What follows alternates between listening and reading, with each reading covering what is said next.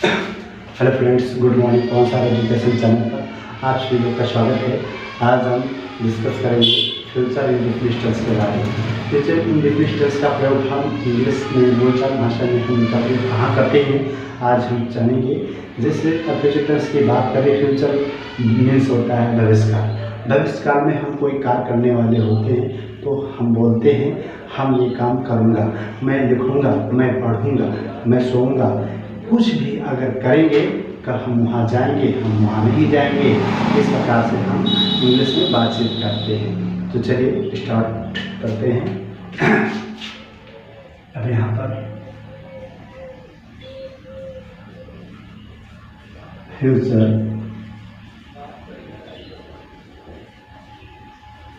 Indefinite tense. Future indefinite tense future भविष्यकाल है, indefinite है, अनिश्चित टेंस कहा जाता है। चलिए हम पहचान जान लेते हैं कि फ्यूचर पहचान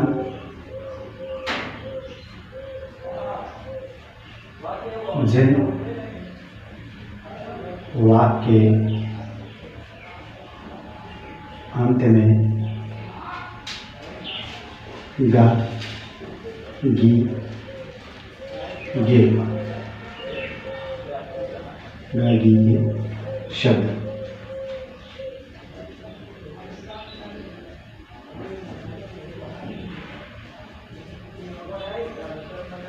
जैसे कोई जब हम वाक्य बोलते हैं तो लास्ट में गागी होता है, लेकिन फ्यूचर में काम करेंगे ये निर्धारित करता है।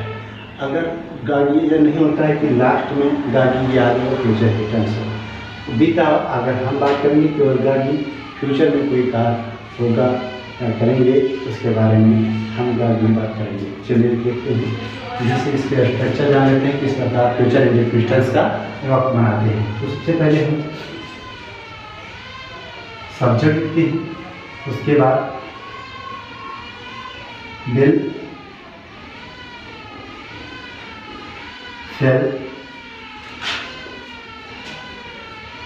वर्ब का फर्स्ट फॉर्म रहेगा, फर्स्ट फॉर्म प्लस ऑब्जेक्ट होता है, फिर अदर वर्ड होते हैं जब अदर वर्ड है। तो अब ये हमारा अफर्मेटिव सेंटेंस का है, अफर्मेटिव सकारात्मक। जैसे मैं पढ़ूंगा, मैं लिखूंगा, मैं पढ़ने की कोशिश करूंगा, मैं कुछ इस प्रकार से हम सेंटेंस बनाते हैं। जैसे मैं पढ़ूंगा, चलिए मैं इंग्लिश पढ़ूंगा, मैं इंग्लिश बोलूंगा, इस प्रकार सेंटेंस से इंग्लिश बोलने का कोशिश करूंगा। चलिए एक बार देख लेते हैं। फॉर एग्जाम्पल, मैं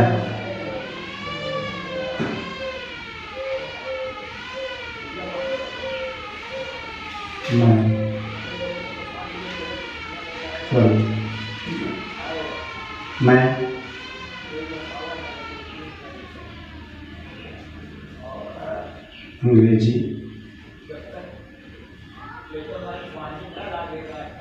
पढ़ूंगा।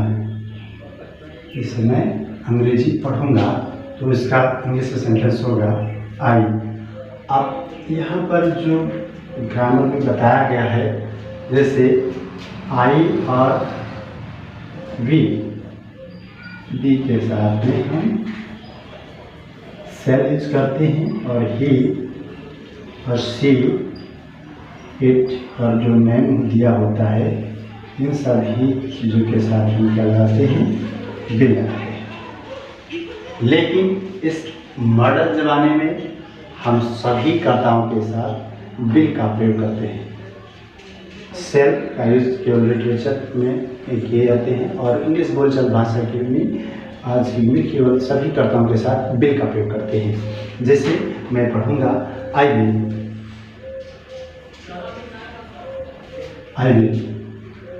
Read English, I will read English, मैं अंग्रेजी पढ़ूंगा। इस प्रकार से सेट है। जैसे एग्जाम्पल और देख लेते हैं। जैसे मैं अंग्रेजी बोलने का कोशिश करूँगा या हम अंग्रेजी बोलने में क्या करेंगे, कोशिश करेंगे।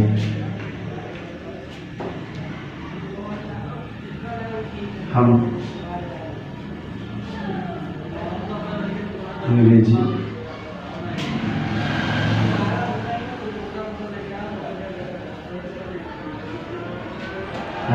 बोलने में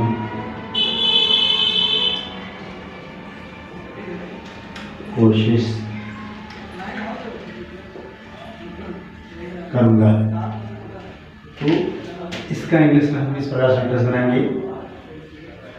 वी मतलब हम वी विल, या हम यहाँ पर लिटरेसी की बात करें तो वी के साथ में सेल भी यूज़ कर सकते हैं, लेकिन आज मॉडर्न ज़माने में केवल विल का ही प्रयोग करते हैं। तो वी विल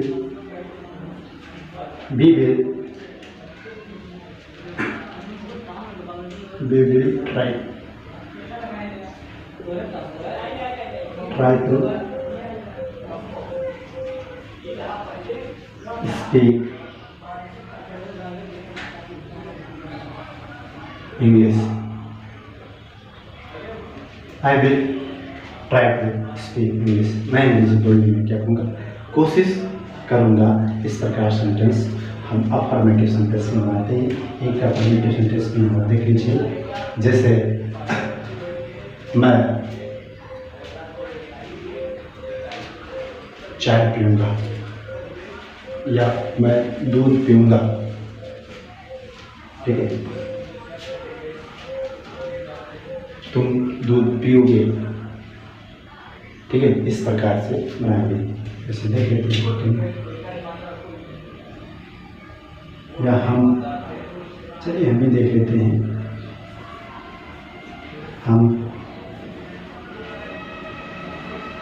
दूध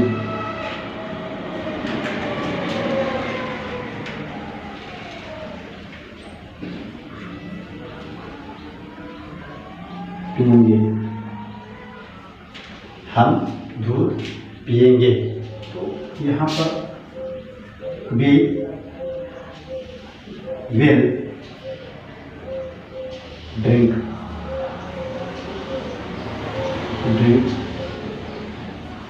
मिल्क। जैसे इसी प्रकार से हम सेंटेंस बनाते हैं। नेक्स्ट एग्जाम्पल और देख लेते हैं। नेगेटिव की बात करें, नेगेटिव का स्ट्रक्चर जैसे सब्जेक्ट लिखते हैं, उसके बाद में विल या सेल्फ प्लस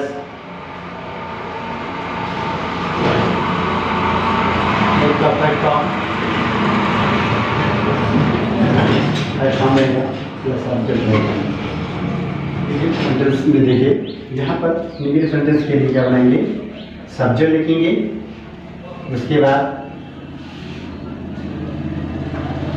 विल या फिर अगर सेल लगाते हैं तो सेल लगाइए, उसके बाद नॉट लगाएंगे, फिर वर्ब का फर्स्ट फॉर्म प्लस ऑब्जेक्ट ये लिखते हैं। इससे मैं अंग्रेजी पढ़ूंगा। अब इसका अगर हम नेगेटिव बनाएं, इससे हम अंग्रेजी नहीं पढ़ेंगे, चलिए देख लेते हैं। हम नहीं यहाँ पर हम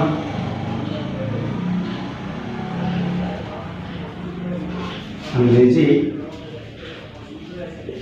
नहीं पढ़ेंगे।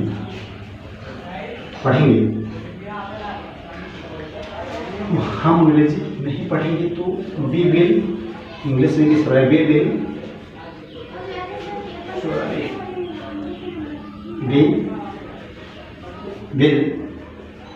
Not read English. इस प्रकार हम we will not read English. हम अंग्रेजी नहीं पढ़ेंगे, हम अंग्रेजी नहीं बोलेंगे। We will not speak English. हम अंग्रेजी नहीं बोलेंगे। चलिए देख लेते हैं। या हम अंग्रेजी नहीं बोलेंगे। हम अंग्रेजी नहीं बोलेंगे तो इसके लिए बनाएंगे सीधा we will not speak English.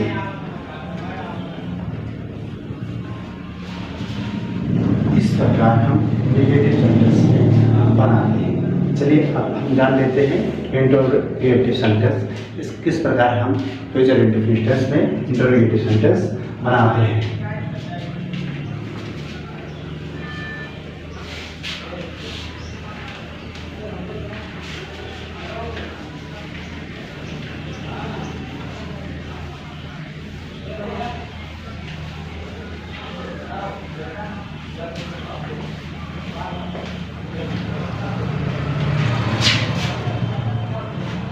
अब इंटरोगेटिव की बात करें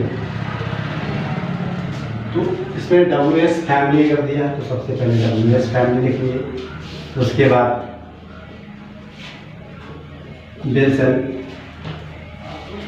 जो दिया रहेगा प्लस सब्जेक्ट लिखेंगे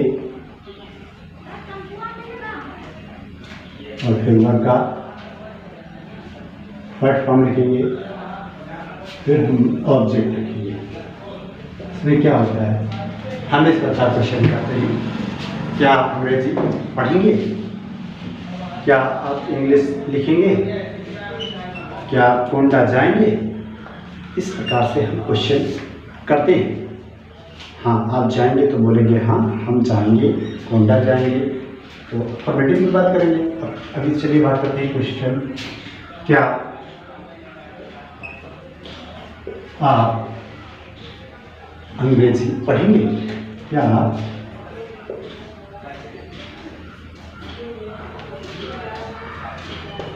अंग्रेजी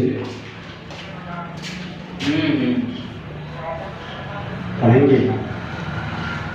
इस प्रकार हम सेंटेंस बनाते हैं। तो क्या शब्द पहले आ रहा है, तो इसके लिए हम सबसे पहले जो हेल्पिंग वर्ब होता है क्या सबसे शुरू होता है, तो इसको हम सबसे पहले WS का मतलब होता है क्यों, कहाँ, कब, कैसे। ये अगर वाक्य के बीच में अगर दिया होता है तो उसकी अंग्रेजी हम सबसे पहले लिखते हैं। तो यहाँ पर बीच में नहीं है क्या, इसलिए सबसे पहले, इसलिए हम विल शब्द का प्रयोग करेंगे। तो सबसे पहले हम यहाँ पर हम बताए हैं सभी कर्ताओं के साथ क्या मॉडर्न ज़माने में हम विल का यूज करेंगे। Will you read, will you read English, will you read English। क्या आप अंग्रेजी पढ़ेंगे, तो आपका जवाब होगा यदि आप पढ़ना चाहेंगे तो बोलेंगे yes I will read English, हम अंग्रेजी पढ़ेंगे। नेक्स्ट एग्जाम्पल देख लेते हैं, क्या आप खेलेंगे। इसी प्रकार से हम क्वेश्चन करते रहते हैं, क्या आप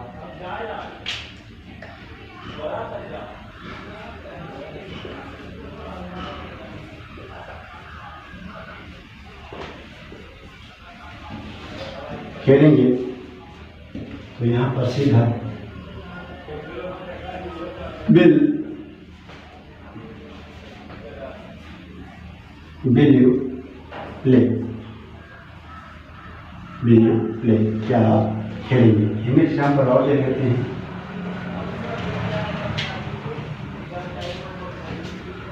आप